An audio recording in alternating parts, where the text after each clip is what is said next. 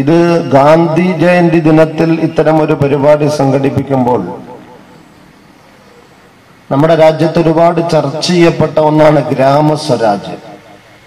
ഞാനൊരു ദീർഘമായ പ്രഭാഷണത്തിലേക്ക് കടക്കുന്നില്ല. ഇത്തരം ഒരു ജനകീയ പദ്ധതിയുടെ പിന്നാമ്പുറത്ത് ഈ രാജ്യത്തിന്റെ വികസനവുമായി ബന്ധപ്പെട്ട എന്തെല്ലാം താല്പര്യങ്ങളുണ്ട് എന്നും ഇത്തരം അജണ്ടകൾ കൃത്യമായി ശ്രദ്ധിച്ചുകൊണ്ട് രാജ്യത്തിന്റെ പഞ്ചായത്ത് സംവിധാനവും ഭരണ സംവിധാനവും ചലനാത്മകമായാൽ ഈ രാജ്യത്തിന്റെ പൊതുസമൂഹം എത്രത്തോളം സുരക്ഷിതരും അതോടൊപ്പം തന്നെ സ്വയം പര്യാപ്തരുമാകും എന്നതിലേക്ക് ഒരു സൂചന നൽകുന്നതിന് വേണ്ടി മാത്രമാണ് ഞാൻ ഇത് ഓർമ്മപ്പെടുത്തുന്നത്. നമ്മുടെ രാജ്യത്തിന്റെ ത്രിതല പഞ്ചായത്ത് സംവിധാനം വളരെ പ്രശംസനീയമാണ്. ഗാന്ധിജി സ്വപ്നം കണ്ട ഗ്രാമങ്ങളുടെ വളർച്ച എന്നാണ് പലപ്പോഴും നമ്മുടെ നേതാക്കന്മാർ നമ്മോട് ഉത്ബോധനം നടത്താറ്.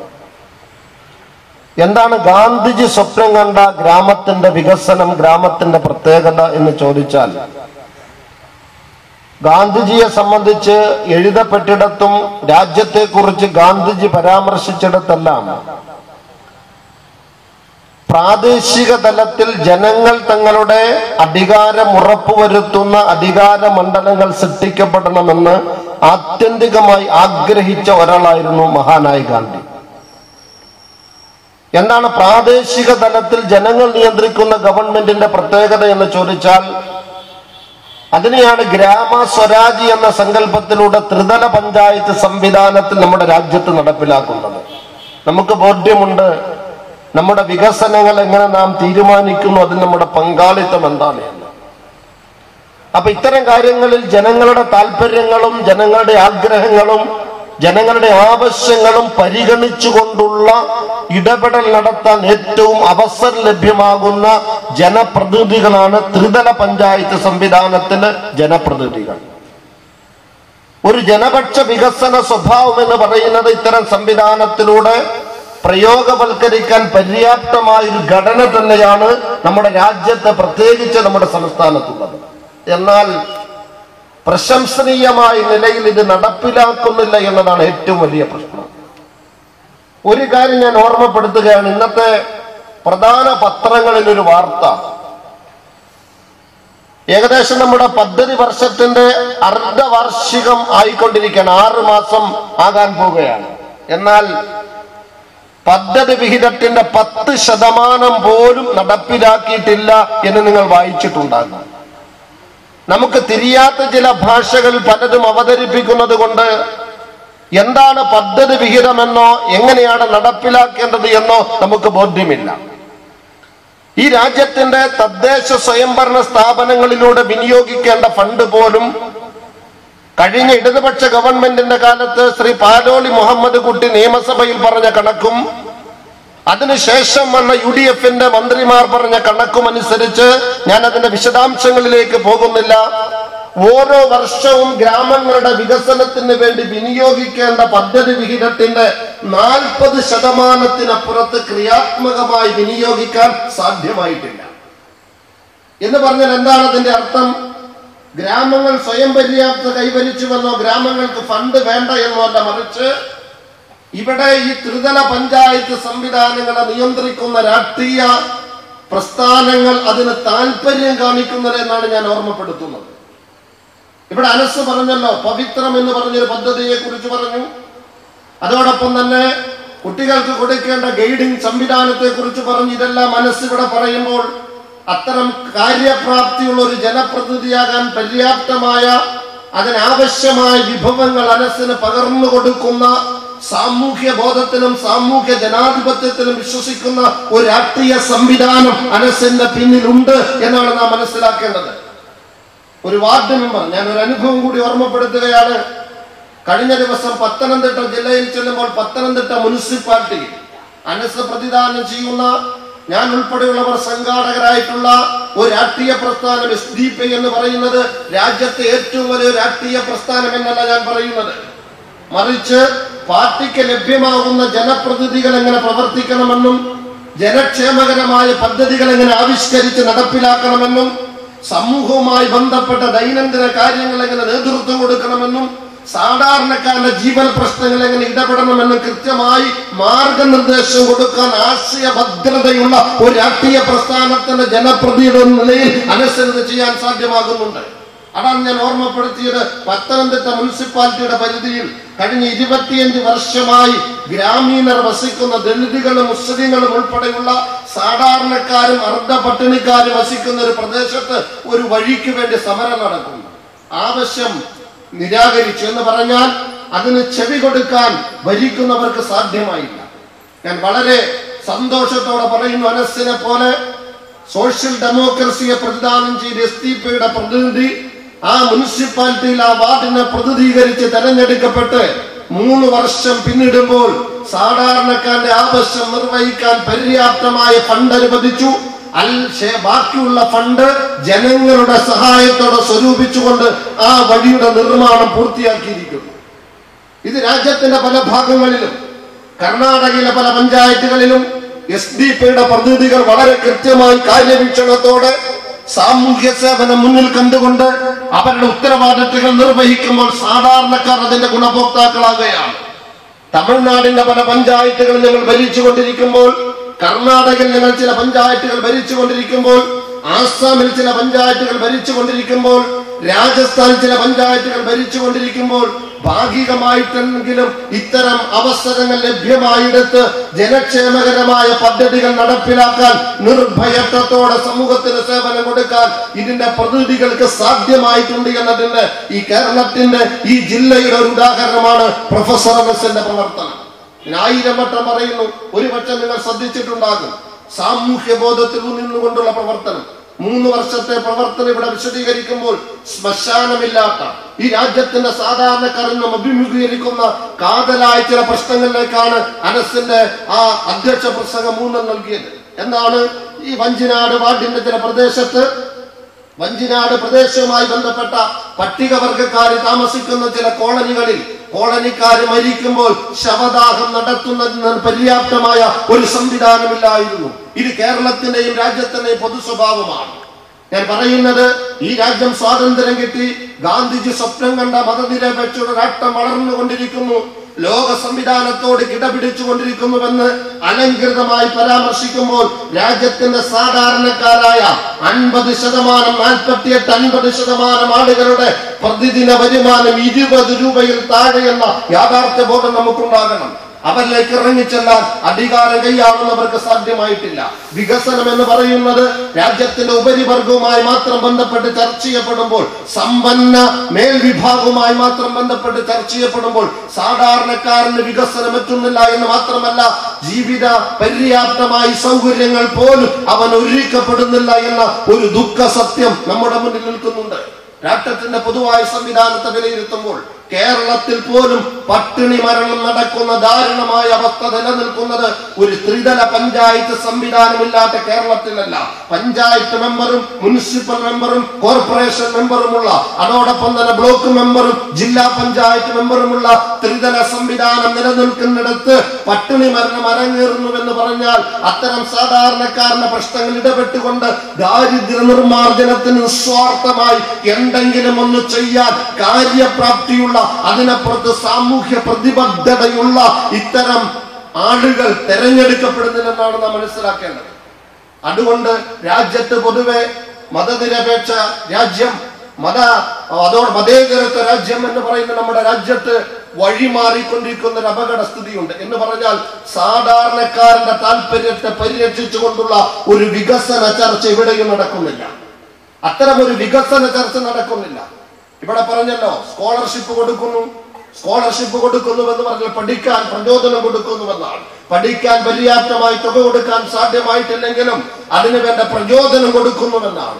ഇത്തരം പ്രചോദനം കൊടുക്കൽ സാധാരണ മറ്റ് ഗ്രാമപഞ്ചായത്തിന്റെ വാർഡുകളിൽ നടക്കുന്നില്ല എന്ന് പറഞ്ഞാൽ അത് കൊടുക്കണമെന്ന ഒരു ഗൈഡൻസ് മെമ്പർമാർക്ക് നൽകുന്നില്ലെന്നാണ് നാം മനസ്സിലാക്കേണ്ടത്. അതുകൊണ്ട് social democratic party of India, ഞാൻ പറയുന്നു, രാജ്യത്ത് 4 വയസ്സ് മാത്രം പ്രായമായ രാഷ്ട്രീയ പ്രസ്ഥാനം, രാജ്യത്തിന്റെ പല സംസ്ഥാനങ്ങളിലും സംഘാടനവുമായി ബന്ധപ്പെട്ട് പലപ്പോഴും യാത്ര ചെയ്യേണ്ടി വന്നപ്പോൾ തിരിച്ചറിഞ്ഞൊരു യാഥാർത്ഥ്യമുണ്ട്. നമ്മുടെ രാജ്യത്തിന്റെ പൗരഭൂരിപക്ഷം അനുഭവിച്ചു കൊണ്ടിരിക്കുന്ന അസമത്വത്തിന്റെയും ഉച്ചനീചത്വത്തിന്റെയും പാർശ്വവൽക്കരണത്തിന്റെയും അടിമത്വത്തിന്റെയും ഒരു അപകടസ്ഥിതി രാജ്യവ്യാപകമാണ്. പറയുന്നവർ പറയുന്നതിനപ്പുറത്ത് ദുഃഖ സത്യങ്ങൾ, ദുഃഖ യാഥാർത്ഥ്യങ്ങൾ നമ്മുടെ രാജ്യത്ത് നിർഗളിക്കുന്നുണ്ട്, നിഴലിച്ചു നിൽക്കുന്നുണ്ട് എന്ന യാഥാർത്ഥ്യ ബോധം നമുക്കുണ്ടാകണം. വൈദ്യുതി എന്താണ് എന്നറിയാത്ത കോടിക്കണക്കിന് ജനങ്ങൾ പാർക്കുന്ന രാജ്യമാണ് ഇന്ത്യ. നമുക്ക് വിശ്വസിക്കാൻ പറ്റുമോ? വൈദ്യുതി എന്താണ് എന്നറിയാത്ത കോടിക്കണക്കിന് ആളുകൾ താമസിക്കുന്ന രാജ്യമാണ് ഇന്ത്യ. നടന്നു പോയാൽ ഒരു വഴിയില്ലാതെ 15 കിലോമീറ്റർ നടന്നു പോയി ഒരു ഹെൽത്ത് സെന്ററിൽ പോകേണ്ട ദുരവസ്ഥ നിലനിൽക്കുന്ന ഗ്രാമങ്ങളുടെ രാജ്യമാണ് ഇന്ത്യ. ടാറ് ചെയ്ത റോഡ് കാണാത്ത ലക്ഷക്കണക്കിന് കോടിക്കണക്കിന് ആളുകൾ വസിക്കുന്ന രാജ്യമാണ് ഇന്ത്യ. പട്ടിണി മരണം അരങ്ങേറുന്ന ഇന്ത്യ, കുടിവെള്ളം ലഭ്യമാകാത്ത ഇന്ത്യ. ഞാൻ പറയുന്നത് ഗാന്ധിജി സ്വപ്നം കണ്ട രാഷ്ട്ര സംവിധാനത്തെ കുറിച്ച് പറയുമ്പോൾ അണുബോംബ് കൊണ്ട് ലോകത്തോട് മത്സരിക്കുന്ന രാഷ്ട്ര സംവിധാനമല്ല മഹാനായ ഗാന്ധി സ്വപ്നം കണ്ടത്. മറിച്ച് ഇത്തരം ഗ്രാമ സ്വരാജിലൂടെ ഗ്രാമങ്ങളെ ശാക്തീകരിക്കുന്ന, ഗ്രാമങ്ങളെ വളർത്തുന്ന, ഗ്രാമങ്ങളിൽ വികസനം എത്തിക്കുന്ന ഒരു സ്വപ്നമായിരുന്നു ഗാന്ധി കണ്ടതെങ്കിൽ അത്തരം സ്വപ്നം ജനപക്ഷപരമായ ഒരു ലക്ഷ്യസാക്ഷാത്കാരത്തിലെത്തുന്നതിന് ജനങ്ങളോട് പ്രതിബദ്ധതയുള്ളവർ ഇത്തരം സംവിധാനങ്ങളിലേക്ക് കയറി വരേണ്ടതുണ്ട് എന്നതിന് ഒട്ടനവധി രാജ്യത്തിന് ഉദാഹരണങ്ങളൊന്നാണ് പ്രൊഫസർ അനസിന്റെ ഇത്തരം നടപടിക്രമങ്ങൾ എന്ന് ഞാൻ ആവർത്തിച്ച് ഓർമ്മപ്പെടുത്തുകയാണ്. അതുകൊണ്ട് വികസനം എന്ന് പറയുന്നത് സാധാരണക്കാരെ സ്പർശിക്കുന്നതാകണം, സാധാരണക്കാരന് കുടിവെള്ളം എത്തിക്കുന്നതാകണം, സാധാരണക്കാരന് ജീവിത സൗകര്യം വളർത്തിക്കൊടുക്കുന്നതാകണം, അവന്റെ യാതനകളും വേദനകളും അറിഞ്ഞുകൊണ്ട് അതിന് പരിഹാരം നിർദ്ദേശിക്കാൻ പറ്റുന്നതാകണം. ഫണ്ടില്ലാത്തൊരു പ്രശ്നം നമ്മുടെ രാജ്യത്തില്ല. Block മെമ്പർമാർക്ക് fund കുറയുന്നുണ്ടാകാം. ഓരോ ബജറ്റും ഒന്ന് വിശകലനം ചെയ്യണം. ഓരോ ബജറ്റും വിശകലനം ചെയ്യുമ്പോൾ ത്രിതല പഞ്ചായത്ത് സംവിധാനം നിലവിൽ വന്ന കേരള സംസ്ഥാനത്ത് വിനിയോഗിക്കേണ്ട ഫണ്ട് കൃത്യമായി വിനിയോഗിച്ചിരുന്നുവെങ്കിൽ ഒരുപക്ഷെ കുടിവെള്ളം എത്താത്ത ഒരു ഗ്രാമവും നമ്മുടെ കേരളത്തിൽ ഉണ്ടാകുമായിരുന്നില്ല. ഫണ്ട് ലാപ്സായി പോയി. ഫെബ്രുവരി മാസം വന്നാൽ വാർഡ് മെമ്പർമാര് വെട്ടോട്ടം ഓടുകയാണ് അല്ലെ? എന്താ കാരണം? ഫണ്ട് ഉണ്ട്, എന്താ ചെയ്യാനുള്ളതാണ്. ഫണ്ട് ഉണ്ട്, എന്താ ചെയ്യേണ്ടത്? വോട്ട് ചോദിച്ച് ജയിപ്പിക്കാൻ പറഞ്ഞ പാർട്ടി അതിന് മാർഗനിർദ്ദേശം കൊടുക്കുന്നില്ല. ഫണ്ട് വിനിയോഗത്തിൽ ഞാൻ രാഷ്ട്രീയം പറയുകയില്ല, ഞാൻ ഒരു പാർട്ടി ലേബലിൽ നിങ്ങൾ കാണണ്ട. രാജ്യം അഭിമുഖീകരിക്കുന്ന ഫണ്ടില്ലാത്ത പ്രശ്നമല്ല രാജ്യത്തിന്റെ പ്രശ്നം, ഫണ്ട് വിനിയോഗത്തിൽ കൃത്യതയില്ലാത്തതിന്റെ പ്രശ്നമാണ്. അതുകൊണ്ട് ഞാൻ പറഞ്ഞത് കേരളത്തിന്റെ ത്രിതല പഞ്ചായത്ത് സംവിധാനം നിലവിൽ വന്നതിന് ശേഷം പദ്ധതി വിഹിതത്തിന്റെ എത്ര ശതമാനം ലാപ്സായി പോയി എന്ന് പറഞ്ഞാൽ ഏത് ഫണ്ടാണ് ലാപ്സായി പോകുന്നത്? കുടിവെള്ളം എത്തിക്കാനുള്ള ഫണ്ട്, ലൈബ്രറി തുടങ്ങാനുള്ള ഫണ്ട്, വഴി ടാർ ചെയ്യാനുള്ള ഫണ്ട്, ഇത്തരത്തിൽ ഒരുപാട് ഫണ്ടുകൾ ലാപ്സായി പോകുന്നുവെന്ന് പറഞ്ഞാൽ അത് കൃത്യമായി വിനിയോഗിക്കാൻ ശ്രമിക്കുന്നില്ലെന്നാണ് മനസ്സിലാക്കേണ്ടത്. അപ്പൊ അതുകൊണ്ട് ഞാൻ ഓർമ്മപ്പെടുത്തുകയാണ്, ഞങ്ങളെ സംബന്ധിച്ചിടത്തോളം ഞങ്ങൾ ഇവിടെ ഉയർത്തിപ്പിടിക്കുന്ന ഒരു സാമൂഹ്യ രാഷ്ട്രീയമുണ്ട്. പൊളിറ്റിക്കൽ ഡെമോക്രസിക്ക് പകരം ഉയർത്തിപ്പിടിക്കുന്ന സോഷ്യൽ ഡെമോക്രസി. പ്രൊഫസർ അനസിനെ പോലെ പ്രതിബദ്ധതയുള്ളവരെ വളർത്തിക്കൊണ്ടുവന്ന് രാഷ്ട്രീയ നേതൃത്വം ഇല്ല എന്ന് വിശ്വസിക്കുന്ന ഒരു ദൗർബല്യം ഞങ്ങൾക്കുണ്ടെന്ന് കൂടി ഞാൻ ഓർമ്മപ്പെടുത്തുകയാണ്. എന്ന് പറഞ്ഞാൽ സാധാരണക്കാരന് അഭയകേന്ദ്രമാകാൻ പറ്റുന്ന, സാധാരണക്കാരനെ ആശ്രയിക്കാൻ പറ്റുന്ന, സാധാരണക്കാരുടെ പ്രശ്നങ്ങളുമായി സമീപിക്കാൻ പറ്റുന്ന, കൈക്കൂലി വാങ്ങാതെ മറ്റ് സ്വാധീനങ്ങളില്ലാതെ പ്രശ്നങ്ങളെ ഉയർത്തിപ്പിടിച്ചുകൊണ്ട് ഇടപെടാൻ തന്റേടവും നിസ്വാർത്ഥതയും കാണിക്കുന്ന നേതൃരാഹിത്യം ഇന്ത്യൻ ജനാധിപത്യം അഭിമുഖീകരിക്കുന്ന ഏറ്റവും വലിയ പ്രതിസന്ധി എന്നതുകൊണ്ട് പ്രതിബദ്ധതയുള്ളവരെ താഴേറ്റത്തിൽ വളർത്തിക്കൊണ്ടുവന്ന് പ്രദേശത്തിന്റെ, നാടിന്റെ, കേരളത്തിന്റെ, രാജ്യത്തിന്റെ നേതാക്കന്മാരാക്കി അവരിലൂടെ രാജ്യത്തിന്റെ വികസനം സാക്ഷാത്കരിക്കാൻ പറ്റുന്ന ഒരു പൂർണ്ണ ആത്മവിശ്വാസത്തോടെ രാജ്യവ്യാപകമായി സാധാരണക്കാർ സംഘടിപ്പിച്ചുകൊണ്ടിരിക്കുന്ന, സാധാരണക്കാർക്ക് ഇന്ത്യൻ ജനാധിപത്യത്തിൽ ഇടപെടാൻ അവസരമൊരുക്കി കൊടുക്കുന്ന ഒരു ചെറിയ രാഷ്ട്രീയ പ്രസ്ഥാനം, അഥവാ 4 വയസ്സ് മാത്രം പ്രായമുള്ള ഒരു രാഷ്ട്രീയ പ്രസ്ഥാനത്തിന്റെ പ്രതിനിധി അല്ല, അതിന്റെ മെമ്പറാണ് പ്രൊഫസർ അനസ് എന്നുകൂടി ഓർമ്മപ്പെടുത്തിക്കൊണ്ട് രാജ്യം അഭിമുഖീകരിക്കുന്ന പ്രതിസന്ധികളിൽ പൗരധർമ്മത്തോടെ നിൽക്കാൻ, പൗരധർമ്മം നിർവഹിക്കാൻ നമുക്ക് സമയമുണ്ടാകണം. പൊതുപ്രവർത്തനം എന്ന് പറഞ്ഞാൽ ഏതെങ്കിലും ഒരു വിഭാഗത്തിന് മാറ്റിവെക്കേണ്ടതല്ല. സാമൂഹ്യ ബോധമുള്ള ഓരോ പൗരനും പൊതുപ്രവർത്തകനാകണം. പൊതുപ്രവർത്തനത്തിൽ അന്തസ് കാത്തു സൂക്ഷിച്ചുകൊണ്ട് കൈക്കൂലി വാങ്ങാതെ ദുസ്വാധീനമില്ലാതെ സാധാരണക്കാരുടെ പ്രശ്നത്തിൽ ഇടപെടാൻ സന്മനസ്സുള്ള പൊതുപ്രവർത്തകരെ വളർത്തിക്കൊണ്ടുവരാൻ നമുക്ക് ബാധ്യതയുണ്ട്. അത്തരമൊരു സ്വീകാര്യമായ സംശുദ്ധിയുടെ പൊതുപ്രവർത്തകർ രാജ്യത്ത് വളർന്നു വന്നില്ലെങ്കിൽ ഇന്ത്യൻ ജനാധിപത്യം പോലും അപകടപ്പെടും എന്ന് ഞാൻ ഓർമ്മപ്പെടുത്തുകയാണ്. ഇന്നിപ്പോ സാധാരണക്കാരന് ജനാധിപത്യ പ്രക്രിയയിൽ ഇടപെടാൻ അവസരമില്ല. സോഷ്യലിസം പ്രസംഗിക്കാം, ഗാന്ധിസം പ്രസംഗിക്കാം, മാർക്സിസം പ്രസംഗിക്കാം, സോഷ്യൽ ഡെമോക്രസി പ്രസംഗിക്കാം. ഇത് നമുക്ക് പ്രസംഗിക്കാം. പ്രായോഗിക തലത്തിൽ എന്താ സംഭവിച്ചുകൊണ്ടിരിക്കുന്നത്? തെരഞ്ഞെടുപ്പ് മത്സരത്തിൽ പണത്തിന്റെ കൊഴുപ്പും പണത്തിന്റെ സ്വാധീനവും സാധാരണക്കാരന് അവസരമില്ല. ഇന്ത്യൻ ജനാധിപത്യം അത്തരം ചില അപകടസ്ഥിതിയിൽ അല്ലെങ്കിൽ അപജയ സ്ഥിതിയിലാണ് എത്തിപ്പെട്ടുകൊണ്ടിരിക്കുന്നത്. ഒരു കോർപ്പറേഷൻ ഒരു സീറ്റിന് വേണ്ടി 50 ലക്ഷം രൂപ പാർട്ടി നേതൃത്വത്തിൽ ഓഫർ ചെയ്യുന്നതിലേക്ക് വരുമാനമുണ്ടാക്കുന്ന മാർഗമായി നമ്മുടെ രാജ്യത്തിന്റെ ത്രിതല പഞ്ചായത്ത് സംവിധാനം പോലും മാറിക്കൊണ്ടിരിക്കുന്ന മനസ്സിലാക്കണം. കോടികൾ വിനിയോഗിക്കുന്ന മത്സര സ്വഭാവം ഇവിടെ സാധാരണക്കാരന് ജനാധിപത്യത്തിന്റെ പൊതു താല്പര്യം അന്യമായിക്കൊണ്ടിരിക്കുന്നു. ജനാധിപത്യപരമായ വികസന വിഹിതം നഷ്ടപ്പെടുന്നു. ജനാധിപത്യപരമായ ഓഹരി വെക്കൽ നഷ്ടപ്പെടുന്നു. ജനാധിപത്യപരമായ അധികാരമണ്ഡലം നിഷേധിക്കപ്പെടുന്നു.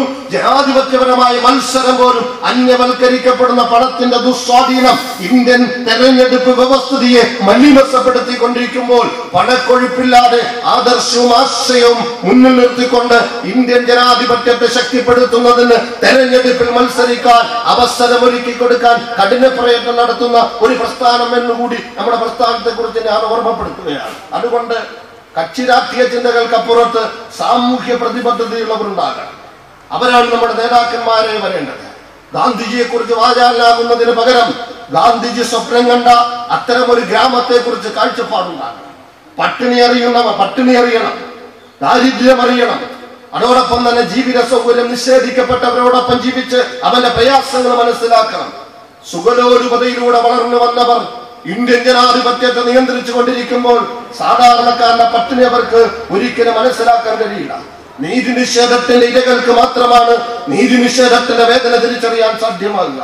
അതുകൊണ്ട് ഇന്ത്യൻ ജനാധിപത്യം ഒരു വഴിത്തിരിവിൽ നിൽക്കുമ്പോൾ സാമൂഹ്യ ജനാധിപത്യം എന്ന ജനാധിപത്യത്തിന്റെ പൂർണ്ണത പൊളിറ്റിക്കൽ ഡെമോക്രസിക്ക് പകരമുള്ള സോഷ്യൽ ഡെമോക്രസി എന്ന സാമ്പത്തിക വ്യവസ്ഥയിൽ അധിഷ്ഠിതമായ, സാമൂഹ്യ നീതിയിൽ അധിഷ്ഠിതമായ, സമഭാവനാബോധത്തിൽ അധിഷ്ഠിതമായ, തുല്യ പൗരാവകാശ ചിന്തയിൽ അധിഷ്ഠിതമായ, ലോകത്തെ മനുഷ്യനിർമ്മിതമായ ഭരണഘടന ഏറ്റവും പൂർണ്ണമായ ഇന്ത്യ രാജ്യത്തിന്റെ ഭരണഘടന, ഞാൻ ആവർത്തിച്ചു പറയുന്നു, മനുഷ്യനിർമ്മിതമായ ഭരണഘടനയിൽ ഏറ്റവും പൂർണ്ണമായ ഇന്ത്യ രാജ്യത്തിന്റെ ഭരണഘടന നടപ്പിലാക്കാൻ ഇച്ഛാശക്തിയുള്ള ഒരു ഭരണ സംവിധാനം ഇവിടെ ഉണ്ടാകേണ്ടതുണ്ട്. അതിനുപരിവർഗത്തിന് സാധ്യമല്ല. സമ്പന്നവർഗം കോടികൾ ജനാധിപത്യത്തെ വിലക്ക് വാങ്ങാൻ വലിച്ചെറിഞ്ഞ് വോട്ട് നേടി അധികാരത്തിൽ വരുമ്പോൾ അതിന് സാധ്യമല്ല. അനസിന്റെ ജയം നിങ്ങൾക്ക് ബോധ്യമുണ്ടല്ലോ. ഒരാൾക്കും ഒരു ചായ പോലും വാങ്ങിക്കൊടുത്തുള്ള വോട്ടല്ല, അതിന്റെ പ്രചരണം പോലും നിങ്ങൾക്ക് ബോധ്യമുണ്ട്. ഞാൻ പറയുന്നത് അത്തരം ഒരു സാഹചര്യം നമുക്ക് ബോധ്യമുണ്ടാകണം. പണം കൊടുത്ത് വോട്ട് വാങ്ങുന്നതിന്റെ അപകടം നമുക്ക് ബോധ്യമുണ്ട്. അതാണ് രാജ്യത്ത് വികസനമില്ലാത്തത്. പണം കൊടുത്ത് വോട്ട് വാങ്ങുന്നവന് 5 കൊല്ലം കഴിഞ്ഞ് കോടികൾ കൊടുത്താൽ വോട്ട് കിട്ടുമെന്ന് ബോധ്യമുണ്ട്. അതുകൊണ്ട് കോടികൾ ഉണ്ടാക്കാൻ മത്സരമാണ് വോട്ട് വാങ്ങുന്നതിന് വേണ്ടി. ജനാധിപത്യം എവിടെയാണ്? പണം കൊടുത്ത് വിലക്ക് വാങ്ങുന്ന ജനാധിപത്യത്തിൽ നിർജീവാവസ്ഥയാണ് നമുക്ക് ബോധ്യം വരുന്നത്, സജീവാവസ്ഥയല്ല. ഇന്ത്യൻ ജനാധിപത്യം സജീവമാകണം. സാധാരണക്കാരുടെ അവസരം ഉണ്ടാകണം. ആ പ്രക്രിയയിൽ സാധാരണക്കാരുടെ പങ്കാളിത്തം ഉണ്ടാകണം. രാഷ്ട്ര നിർമ്മാണ രംഗത്ത്, രാഷ്ട്രസേവന രംഗത്ത് സാധാരണക്കാരുടെ പങ്കാളിത്തം ഉറപ്പുവരുത്തണം. അതിനുവേണ്ടി പൗരസമൂഹം കഠിനാധ്വാനം നടത്തേണ്ടതുണ്ട്. ഈ ദളിത് തീവ്രവാദത്തിന്റെ പേര് പറഞ്ഞ് ദളിത് സമൂഹത്തിന്റെ മുന്നേറ്റത്തിന് തടയിട്ട് കൊണ്ടിരിക്കുമ്പോൾ ആദിവാസികൾ എന്ന് പറയുന്ന പ്രകൃതിയുടെ കാവലാളികളെ, രാജ്യത്തിന്റെ പ്രകൃതി സമ്പത്തിന് കാവൽ നിൽക്കുന്ന സാധാരണക്കാരെ ഭരണകൂട ഭീകരത വേട്ടയാടിക്കൊണ്ടിരിക്കുന്നു. മാവോസേഡിന്റെയും മാവോയിസത്തിന്റെയും പേര് പറഞ്ഞ് വിദ്യാസമ്പന്നരായ മുസ്ലിം ചെറുപ്പക്കാരെ, അനസ് പോലും ഇരയാണ്. നമ്മൾ പറയുമ്പോൾ അനസ് പോലും ഇരയാണ്. എന്താ ഇര? അനസ് അറിയാത്ത സംഭവത്തിൽ അനസ് പ്രതിയാണ്. ഈ രാജ്യത്ത് അതാണ് നടന്നുകൊണ്ടിരിക്കുന്നത്. അത് ചെയ്യാം. നമ്മുടെ ബഹുമാനായ ആഭ്യന്തര വകുപ്പ് മന്ത്രി ഷിൻഡെ സംസ്ഥാനങ്ങൾക്ക് ഒരു നിർദ്ദേശം കൊടുത്തിരിക്കുന്നു. എന്താ നിർദ്ദേശം? നിരപരാധികളായ മുസ്ലിം ചെറുപ്പക്കാരെ ജയിലിലുണ്ടോ എന്ന് തിരക്കണം. ഇതൊരു പുതിയ സംഭവമല്ല. 20-30 വർഷമായി താൻ എന്തിനാണ് ജയിലിൽ കിടക്കുന്നത് എന്നറിയാത്ത 10,000-കണക്കിന് മുസ്ലിം ചെറുപ്പക്കാർ ഇന്നവർ മധ്യവയസ്സും കഴിഞ്ഞ് വൃദ്ധരായി ഇന്ത്യ രാജ്യത്തിന്റെ വിവിധ തടവറകൾ കഴിയുന്നുണ്ട്. എന്തിനാണ് ഇവിടെ കിടക്കുന്നത് എന്ന് പോലും അറിയാതെ അതാണ് ഇവിടെ നടക്കുന്നത്. അത്തരമൊരു വിശാലമായ സാമൂഹ്യ വിശകലനത്തിലേക്ക് ഞാൻ കിടക്കുന്നില്ല. അതുകൊണ്ട് ഞാൻ പറയുന്നത്, പ്രൊഫസർ അനസിന് ഇത്തരം ഒരാശയം ലഭ്യമാകുന്നു. അനസിന് മാത്രമല്ല, അനസിനെ പോലെ SDP ഈ രാജ്യത്ത് സംഭാവന ചെയ്ത ഒരുപാട് മെമ്പർമാർ, രാജ്യത്തിന്റെ വിവിധ സംസ്ഥാനങ്ങൾ നിസ്വാർത്ഥമായി ഇത്തരം പദ്ധതികളുമായി രംഗത്ത് വരുന്നത് ഞാൻ ആവർത്തിക്കുന്ന പരീക്ഷാ വിജയസൂത്രം എന്ന പവിത്രം ഉൾപ്പെടെയുള്ള ഇത്തരം പരിപാടികളുമായി രംഗത്ത് വരുന്നത് അതിൽ അനസ് ലഭ്യമായ അഗാധമായ വിവരവും ഇടപെടാനുള്ള അവസരവുമാണ്. അനസ് അറിയപ്പെടുന്ന ഒരു കൗൺസിലർ കൂടിയാണ്. ഒരുപാട് കുടുംബങ്ങൾ കൗൺസിലിംഗ് നടത്തുന്നു. വിദ്യാർത്ഥികൾക്ക് അത്യാവശ്യം വേണ്ട വിവരങ്ങൾ അനൗപചാരികമായി പഠിപ്പിച്ചു കൊടുക്കുന്നു. ഒരു വലിയ ഗൈഡ് കൂടിയാണ് അനസ്. അത്തരം പ്രാപ്തിയുള്ളവർക്ക് ആവശ്യമായ മറ്റ് വിവരങ്ങൾ കൂടി സ്വരൂപിച്ചു കൊടുത്തുകൊണ്ട് മാതൃകാ പൊതുപ്രവർത്തകരാക്കി രാഷ്ട്രത്തിന്റെ നിർമ്മാണത്തിൽ നിസ്വാർത്ഥ പങ്കാളികളാക്കി മാറ്റാൻ പരിശ്രമിക്കുന്ന ഒരു പ്രസ്ഥാനത്തിന്റെ പ്രതിനിധിയാണ് അനസ് എന്ന് കൂടി ഓർമ്മപ്പെടുത്തിക്കൊണ്ട് അതിന്റെ അഭിമാനം കൂടി പങ്കുവെച്ചുകൊണ്ട് ഞാൻ ഇവിടെ വേദിയിലിരിക്കുന്നവരും സദസ്സിലിരിക്കുന്നവരുമായ വിദ്യാർത്ഥിനികളെ, അവർക്ക് ഇന്ത്യൻ മതേതരത്വത്തെ കുറിച്ച് ഒരു കാര്യം ഞാൻ ഓർമ്മപ്പെടുത്തുന്നു. ഇന്ത്യയുടെ മതേതരത്വം എന്ന് പറഞ്ഞാൽ കേവലം ചില പ്രഭാഷകർ പറയുന്നത് പോലെ അത് അലങ്കൃതമല്ല. ആത്മാർത്ഥമായി തിരിച്ചറിയണം. മതങ്ങൾ വൈവിധ്യങ്ങളാണ്, വൈവിധ്യ ചിന്തകളാണ്. മതങ്ങൾ ഒന്നാവില്ല. മതം ഒന്ന്, എല്ലാം ഒരു മാർഗം, അങ്ങനെയാണല്ലോ പറയാം. എല്ലാത്തിനും ഒറ്റ ലക്ഷ്യമല്ല. മതങ്ങൾ വ്യത്യസ്തമായ വീക്ഷണങ്ങളുണ്ട്. ഏകദൈവ വിശ്വാസത്തിൽ അചഞ്ചലമായി ഉറച്ചു നിൽക്കുന്ന, അതിനോട് ഒരു കടുകുമണിയോളം പങ്കു ചേർക്കാൻ സാധ്യമല്ല എന്ന് ഉറച്ചു വിശ്വസിക്കുന്ന പ്രാമാണിക പിൻബലമുള്ള ഏകദൈവ വിശ്വാസികളായ ഒരു മുസ്ലിമിനും ബഹുദൈവാരാധനയിൽ അതിന് ന്യായം പറയുന്ന ഒരു ഹൈന്ദവ സുഹൃത്തിനും മതങ്ങളൊന്നാണെന്ന് പറയാൻ സാധ്യമല്ല. പക്ഷേ ഹൈന്ദവനും മുസ്ലിമും ക്രൈസ്തവനും മതമില്ലാത്തവനും മാർക്സിസ്റ്റുകാരനും മതനിഷേധിയും യുക്തിവാദിയുമാകുമ്പോഴും ഈ രാജ്യത്തിന്റെ നിർമ്മാണത്തിൽ പങ്കാളിത്തം വഹിക്കേണ്ട, സർവ്വ സാഹോദര്യത്തോടെ ജീവിക്കേണ്ട അഭിമാനമുള്ള പൗരനെന്ന, രാഷ്ട്ര പൗരനെന്ന സമഭാവനയുടെ ബോധമായിരിക്കണം നമ്മെ കോർത്തിണക്കേണ്ടത്. ആ സന്ദേശത്തിന്റെ പ്രചാരകരാണ് നമുക്ക് ഭാഗ്യമുണ്ടാകട്ടെ എന്ന് പ്രത്യേകം പരാമർശിച്ച് അവർക്ക് വീണ്ടും എല്ലാ ഭാവുകങ്ങളും അനുമോദനങ്ങളും അർപ്പിച്ചുകൊണ്ട് ഇതിന് അവസരം തന്ന ശ്രീ അനസിനും നന്ദി രേഖപ്പെടുത്തിക്കൊണ്ട് ഞാൻ എന്റെ വാക്കുകൾ അവസാനിപ്പിക്കുന്നു. ജയ് സോഷ്യൽ ഡെമോക്രസി, ജയ് ഹിന്ദ്. അസ്സലാമു അലൈക്കും വറഹ്മത്തുള്ളാഹി.